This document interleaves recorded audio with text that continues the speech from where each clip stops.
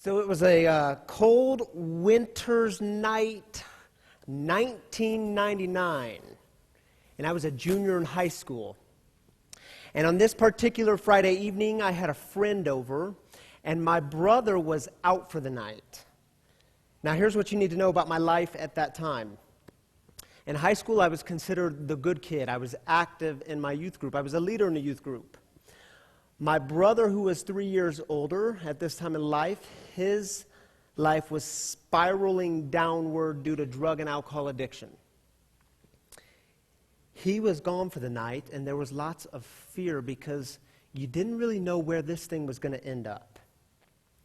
So me and this friend who was also from youth group, we went into his room. We knew he wouldn't be back until the wee hours of the morning. He was off partying.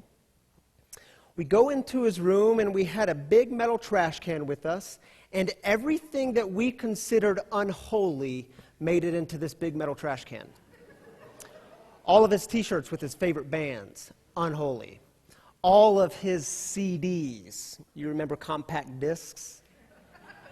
Unholy, they made it in the big metal trash can. Empty cigarette boxes, half-empty booze bottles that were found scattered throughout his room. Those made it into the big metal trash can. Anything we considered unholy made it in, and then we dragged this big metal trash can up the stairs, through the living room, out the front door, through the driveway into the street, where we took some gasoline and poured it into the big metal trash can. And then we lit a match and threw it into the trash can, and we watched these things go in flames. And we felt good about ourselves because we were doing God's holy, sacred, righteous work.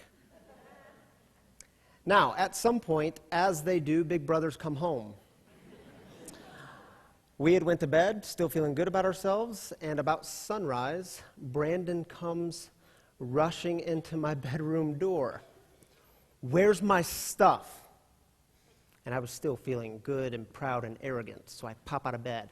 I said, "Your stuff is in that metal trash can, and it's in ashes because we burned it last night. And if you don't want to live like Jesus, then we're going to force you to live like Jesus." And I was fully prepared to take the beating of a lifetime. But that's not what happened. He looks at me, and you could see the pain and agony and betrayal in his eyes. And he said, "Seriously? You took my stuff and you burned it? What is wrong with you? Why would you do that?" And he turned around and he walked away. Fear led me to manipulation. Manipulation never works, and when it does, it's temporary. Fear led me to build barriers in the relationship between me and my brother. And you can imagine 2 years later when he was killed in a car accident, that fear was heightened. And I didn't know who to trust. I didn't know how to trust, and this thing actually affected the way I did relationships. Fear always builds barriers. My first semester in seminary, we were put into these small groups with other first-year students, and we were told that the goal was to do life together, to do that first year together. One of the students in my small group, who's now a friend of mine, but she was openly lesbian. And by this time in my life, I had resolved in my mind and heart that you could be gay and be Christian, and that Jesus wasn't all too concerned with one's sexual orientation, and if he was really silent about it. But what I hadn't resolved was that she was gay and wanted to be a pastor, getting her MDiv, her Master's of Divinity. As if she needed my permission, right? I hadn't resolved this. So the way I did this was just kept her at a distance, arm's length. You all have been there, done that, right?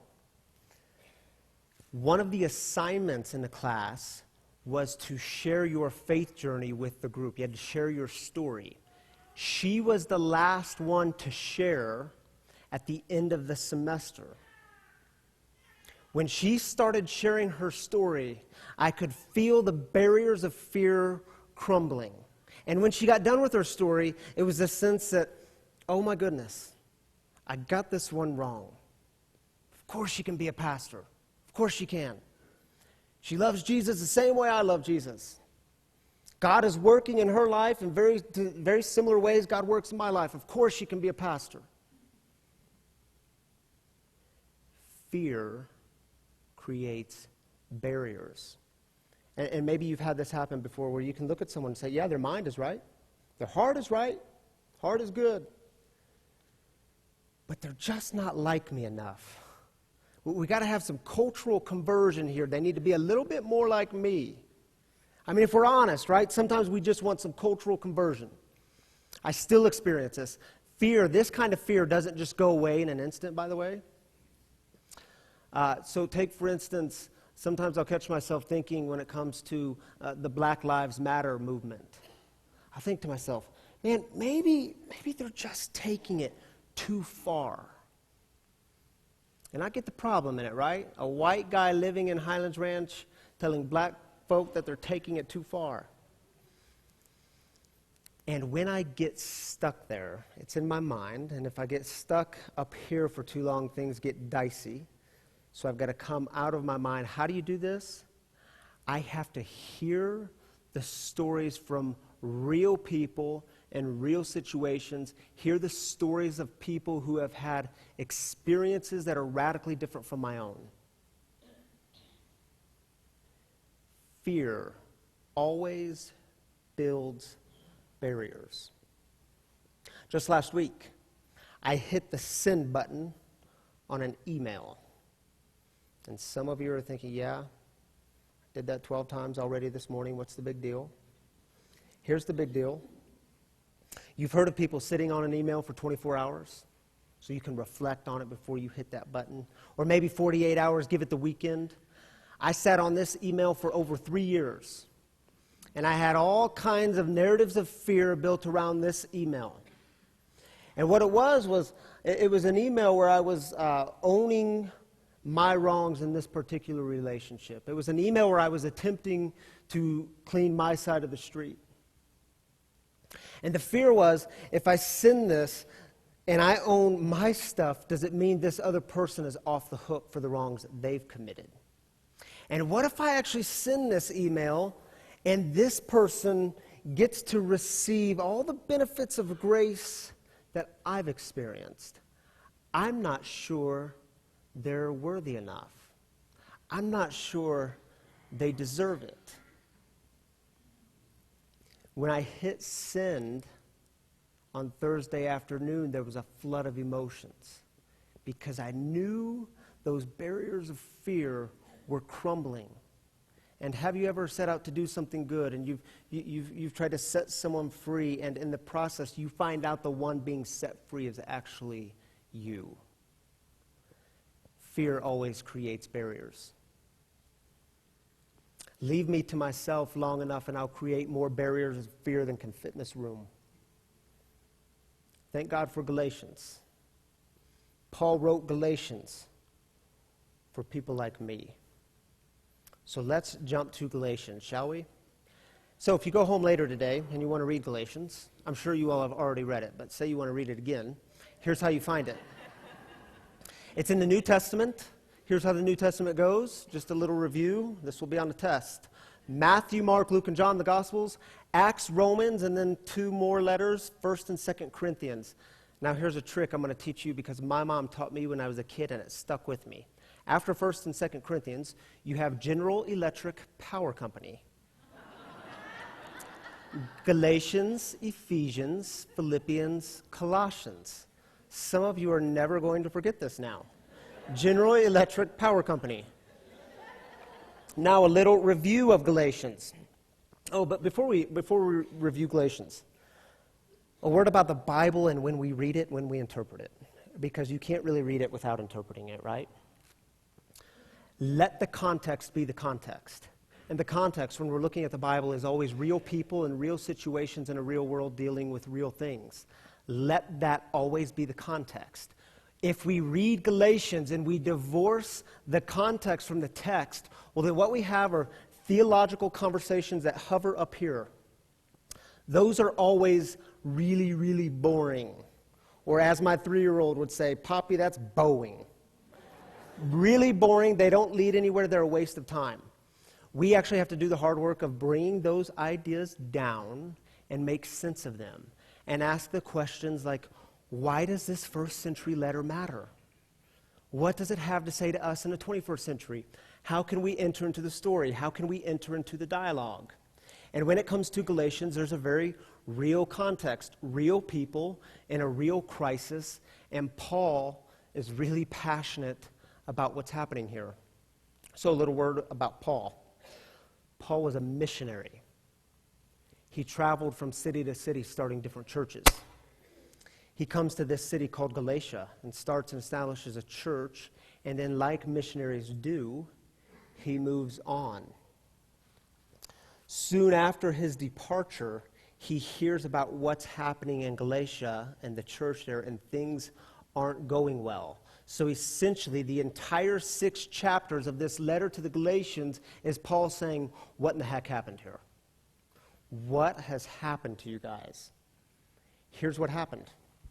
A group of people came after Paul, and most scholars will say that these were also Jewish Christians like Paul, but they were totally sold out to Mosaic law, meaning they were totally sold out to the 10 Commandments and all the 600 plus other laws that we read about in books like Deuteronomy and Leviticus. And they were saying to this church in Galatia, yes, of course Jesus is the Messiah, we get that. And yes, of course we could welcome people into this faith. But y'all are doing it wrong. You know that. You're doing it wrong. Because you can't just welcome them in. You see, not everyone is worthy of God's love. There's got to be some rules and regulations around this thing. There's got to be some cultural conversion here to welcome in the Gentiles. Who are the Gentiles? Anyone who's not Jewish. There's got to be some cultural conversion here. They've got to become like us. The males, you see, they need to be circumcised, like us. Because this will show that they are descendants of Abraham, which goes all the way back to Genesis chapter 17. And they also need to live like us. They need to adopt the Jewish way of life and earn their approval through the works of the law. Earn their way to God through the works of the law.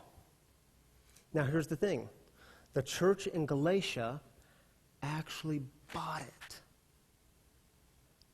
So Paul writes this letter to the beloved church in Galatia.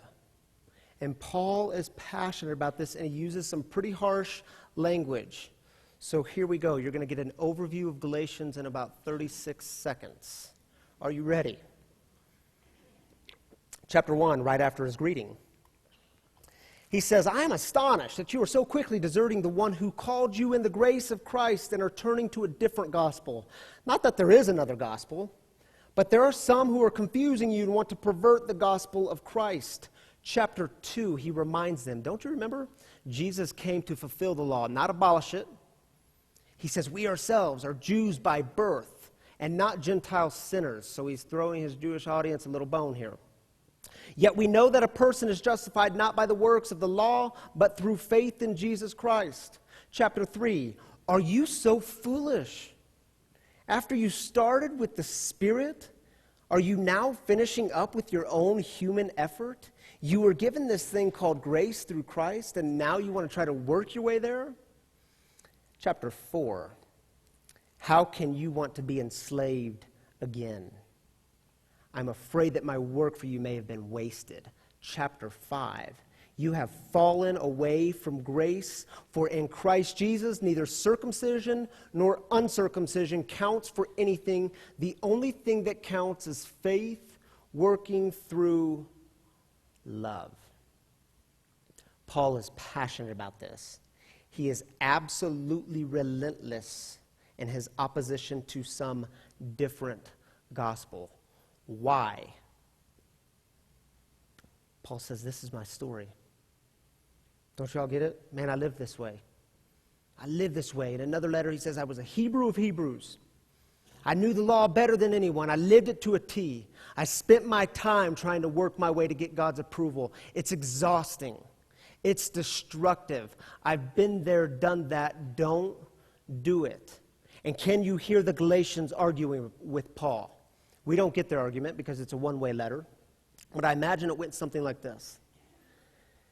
Yeah, Paul, we get all that.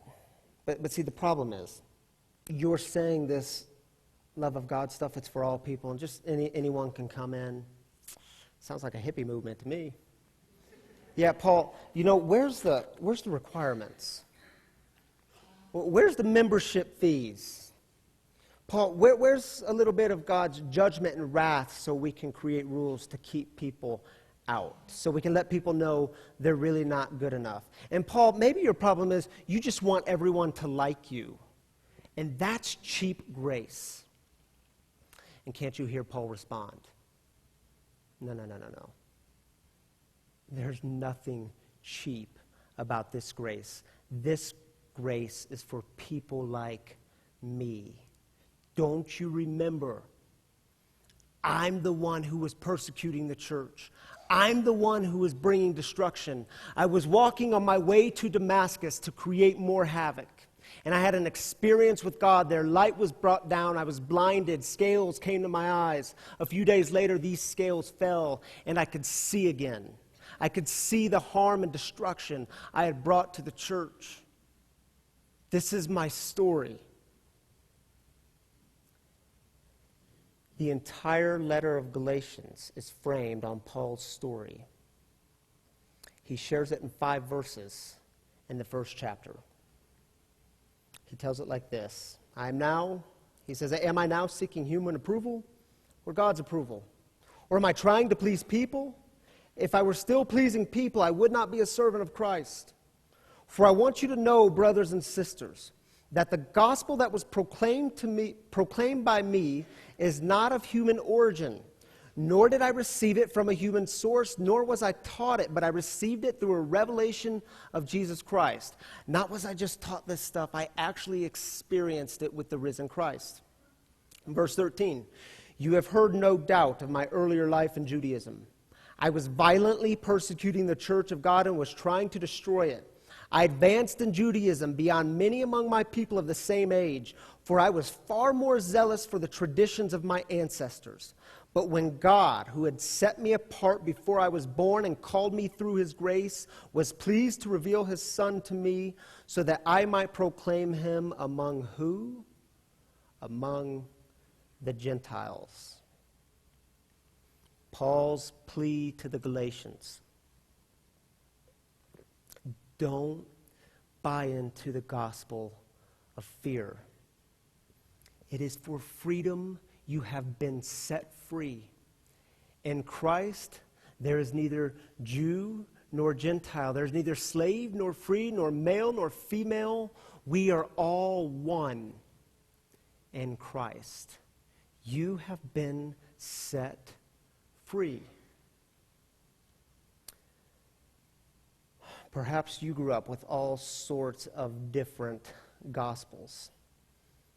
Gospels that taught you how to do a really great job at creating new laws, new regulations to keep others out, to keep even yourself out. Perhaps you grew up with all sorts of different gospels. Gospels that taught you how to do a really great job at building barriers between yourself and others, or between yourself and God. And like the Galatians, you know exactly what it's like to run away from grace. Because the truth is, laws and rules and religious, rigid answers will always be an easier path than grace. But the good news is better. The good news of Jesus Christ is better. No fear, burning things in the street, keeping distance between me and people who aren't like me, being slow to forgive, slow to bless. Don't buy into the gospel of fear. For freedom, you have been set free. some gospels need to be buried, don't they? So each week in this Galatians 1 Love series, we will have a storyteller share their story of how barriers are being knocked down in their lives. So Michelle Mostavy, I want to invite you forward. We have a great list of storytellers, by the way, for the next 6 weeks. Some great people. You're going to hear some great stories. I've invited Michelle to be here this morning. Thank you for being here, by the way. Thanks for having me. Keep in mind, we only have a few minutes, so they can't dive deep into their story. But she has, for the last couple of years, since I've known her, and by the way, she's been here at St. Luke's for about 6 years. Yep, that's about right. But for the last couple of years, she's been asking some big, deep, real questions about life and God and faith. And all of this kind of stems from the ending of a relationship. And she's going to share this morning about those barriers of fear and how they're actually coming down. So I'm going to throw it to you, Michelle. Tell us about some fear. Well, like you said, probably about 2.5 years ago, we realized that we were at a pretty major crossroad within our relationship. And when you realize that, there is a lot of fear because you see a lot of different paths laid out before you, and all of them are just full of unknowns. So it brought up a lot of questions for me about family and relationships and God and how God fits within those relationships. And so tell us, when those questions came up, what'd you do with them? Where did these questions lead you? Right. Well, for those of you who know me, they know I like to talk a little bit. So, I really started taking those questions into different groups. So I got involved with some of the Communitas groups within St. Luke's and the Feeding of the 5,000. I also went on the Mom's Retreat. I read a lot of books, and I had a lot of conversations about those books within those groups and with family and friends. I guess it just kind of got me engaged in a dialogue that helped me explore some of those questions a little bit more. And so share with us a little bit, if I can put you on the spot, what, as you're asking these big questions, as you're diving into community, what, if you could put it in a sentence or a phrase, what was the big fear? The big fear for me was probably being confident that I could find the right path. I was really afraid of making a mistake and how that would influence the people that I really loved the most. So through those conversations, I think I started to realize that there isn't one right path, that there are a lot of different paths that we can take. I thought that the right path is where I was going to find God. And what I realized is that God was with me all the time. And he was with me while I was making these choices. And he is with me now as I continue to walk my way through life. So it's really changed the way I look at fear and the way I look at the unknown. I'm not afraid to ask those questions anymore. I'm not afraid to make mistakes because I know he's with us and loves us all the time. And tell us, what has this particular community meant to you, or how have they played a role in this, breaking down barriers of fear? Yeah, the community here is just incredible. There are a lot of really strong and amazing people, and they have helped lift me up during some of my hardest times. And they also help me celebrate through some of my most joyful times, and it's something I'm just always very grateful for. Thank you, Michelle. Thank you. So each week, we're going to be tearing down some barriers together, because the goal is to get rid of that big, colorful barrier. This week, we start with fear. So shall we remove fear? Sometimes we got to get rid of these things, hand them over, because they're too heavy. They're too big. Some gospels are too heavy to carry, so we simply hand them over. Shall we?